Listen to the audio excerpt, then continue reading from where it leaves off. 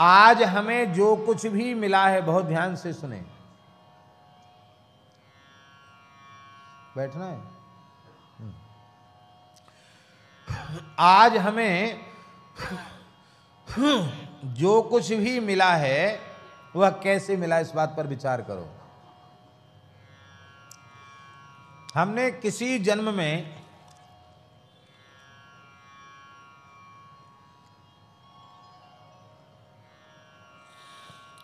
किसी सत्पात्र सुपात्र को जो कुछ दिया था वही इस जन्म में हमें प्राप्त हो रहा है। फिर से सुन लीजिए, हमें जो कुछ मिला है वो हमने कभी किसी सुपात्र को दिया था, जो हमने दिया था वही हमको मिला है। ये हमारे हिंदू सनातन धर्म का सिद्धांत है।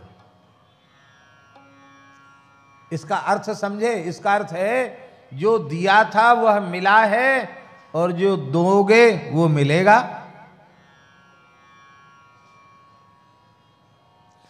और आगे जन्म नहीं लेना है तो भी देना चाहिए। फिर तो तुम्हारी जरूरत क्या है इकट्ठा करने की, फिर तो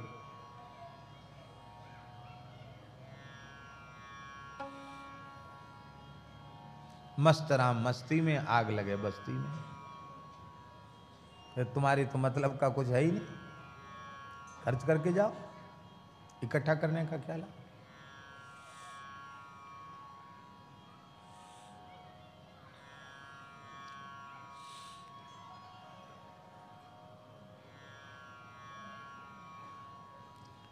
बहुत विशेष पुण्य है दान का। एक महापुरुष थे, हमने उनका खूब दर्शन भी किया और उनकी सन्निधि भी हमको मिली। हम कभी कभी सत्संग में उनका नाम लेते हैं। पूज्य स्वामी श्री संपूर्णानंद जी महाराज, सौराष्ट्र के संत थे वो, और बहुत अच्छे महात्मा थे, बहुत अच्छे संत। 106 साल की आयु में वे भगवत धाम गए, शरीर छोड़ा उन्होंने, और 37 वर्ष तक पूर्ण दिगंबर रहे, शरीर पर सूत का धागा भी नहीं।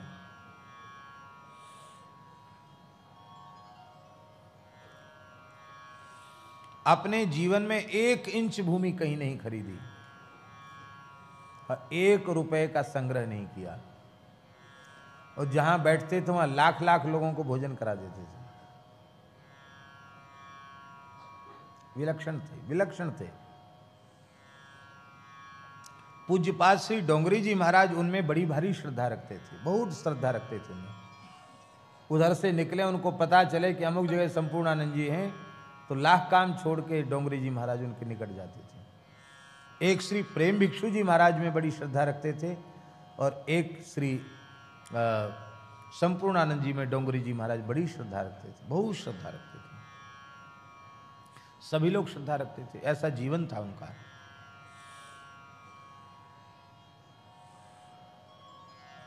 हमारे ऊपर बड़ी कृपा थी उनकी, बहुत कृपा थी। पहली बार हम उनसे मिले, एक यहाँ लोग नहीं जानते, लोहाना होते हैं, लोहाना उधर सौराष्ट्र में रघुवंशी कहते हैं उनको, लोहाना। तो एक लोहाना भक्त उनके थे सुरेंद्र नगर में, उन्होंने स्थान बनाया था तपोवन, उसमें वो रुके हुए थे। हम उनका वहाँ दर्शन करने गए। पहली बार में ही वो इतने प्रसन्न हुए कि लगा कि ये पता नहीं कितना पुराना परिचय हो। फिर तो बहुत घनिष्ठता हो गई उनसे।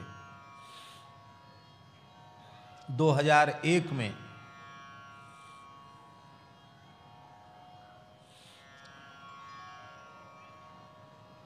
कथा चल रही थी राजकोट में, और सूचना आ गई कि संपूर्णानंद जी आ रहे हैं। लोगों को विश्वास नहीं हुआ, वो इतने वृद्ध महात्मा, वो कहीं आते जाते नहीं, किसी के यहाँ नहीं जाते, वहाँ कैसे बोले कथा में आ रहे हैं, कथा सुनने आ रहे हैं। बहुत प्रेम था उनका। वो कहते थे, कई बातें विचित्र कहते थे, वो कहते थे संपूर्णानंद जी हमसे, बोले स्वामी जी ये जो हाथ में कटोरा लेकर भीख मांगते इनको पहचानते हो? तो हमने कहा कि बापू ये भिक्षुक हैं। तो बड़ी जोर से हंसे, ये भिक्षुक नहीं हैं, हम जब इनकी ओर देखते हैं तो हमको दिखाई पड़ता है ये पूर्व जन्म के करोड़पति अरबपति खरबपति हैं। पूरे जीवन भर धन कमाया, किसी दीन दुखी गरीब की सेवा नहीं की, केवल धन संग्रह करते करते मर गए। भगवान ने कहा अब कटोरा लेके घूमो। आप यदि कहो तो हम बता सकते हैं कि ये पूर्व जन्म में कौन सा करोड़पति था, कहाँ का था, हम ये बता सकते हैं उसके बारे में। उन्होंने कहा आप यदि हमसे पूछो कि इस भिखारी के बारे में बताओ, तो हम बता देंगे कि अमुक जगह का ये करोड़पति है, अमुक नाम था पिछले जन्म में इसका। इसलिए वो कहते थे भैया ये करोड़पति, इन पर दया करनी चाहिए, भिखारी को जरूर कुछ न कुछ देते थे।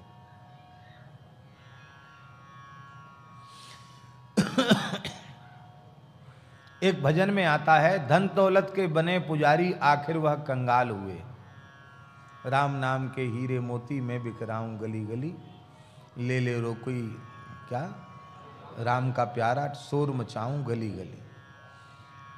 इसलिए भैया कटोरा लेके भीख मांगने की इच्छा हो, ए बाबूजी रहम करो, ए कछु दे जा, ऐसा तुम्हारी इच्छा हो तो किसी को कुछ मत दो, कमाओ खूब पर दो किसी को कुछ मत। और ये इच्छा हो कि हम किसी को भी निराश हताश अपने द्वार से न जाने दें, तो आपके पास जो कुछ भी भगवान ने दिया है वह गौ ब्राह्मण दीन दुखी इनकी सेवा के लिए दिया है, इनकी सेवा उदारता पूर्वक करो। तो दान की बड़ी महिमा है, दान की बड़ी प्रशंसा है, पर शुक्राचार्य जी सावधान कर रहे हैं, न तद्दानम प्रशंसन्ति येन वृत्तिर्विपद्यते, दानम यज्ञस्तपः कर्म लोके वृत्तिमतो यतः। दान की प्रशंसा तो है, पर उस दान की प्रशंसा नहीं है जिस दान को करने के बाद दाता के जीवन निर्वाह के लिए भी कुछ भी न बचे। अब एक ही गृहीता सब कुछ ले जाएगा तो दूसरे को तो आपको निराश करना पड़ेगा कि नहीं करना पड़ेगा। अपने घर के बच्चों को क्या खिलाओगे, कैसे करोगे। इसलिए जिसका जीवन ठीक ठीक से चलेगा वही दान कर सकेगा, वही यज्ञ कर सकेगा, वही तपस्या कर सकेगा, वही परोपकार कर सकेगा। और तुम्हारा अपना ही जीवन नष्ट हो गया, आपके पास कुछ नहीं बचा, आप कुछ नहीं कर सकते। देखो, मनुष्य को अपने धर्म के 5 हिस्से करने चाहिए। ये श्लोक बहुत बढ़िया है, बहुत बढ़िया श्लोक है ये, इसका अधिक से अधिक प्रचार होना चाहिए। धर्माय यशसेर्थाय कामाय स्वजनाय च पंचधा विभजन वित्त मिहामुत्र च मोदते। जो मनुष्य अपने धन को 5 भागों में बांट देता है वह इस लोक में भी सुखी रहता है और परलोक में भी सुखी रहता है। 5 हिस्से कौन कौन हैं? धर्म का एक अंश धर्म के लिए निकालो, धन का एक अंश धर्म के लिए निकालो।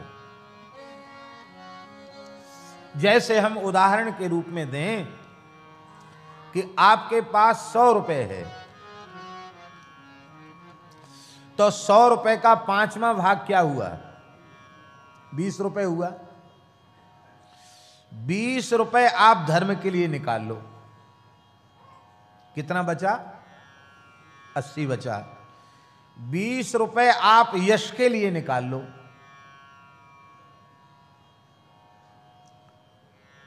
यश के लिए कान जानते हैं,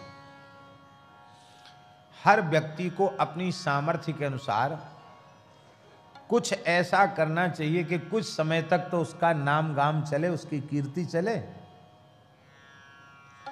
क्योंकि कीर्तिर यस्य स जीवति, जिसकी कीर्ति है वह जीवित है।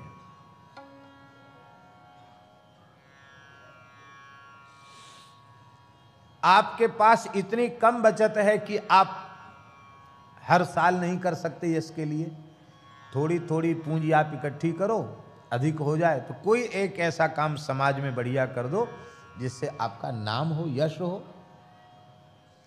तो 20 रुपए हो गए यश के लिए, कितने हो गए? 40 हो गए, बचे कितने? 60।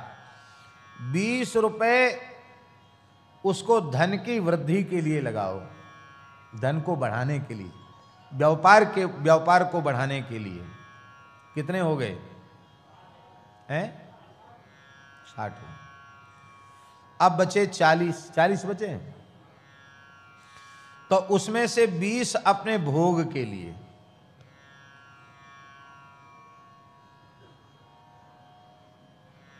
अपना भोग का मतलब है स्वयं की कुछ इच्छाएं होती हैं उनको पूर्ण करने के लिए।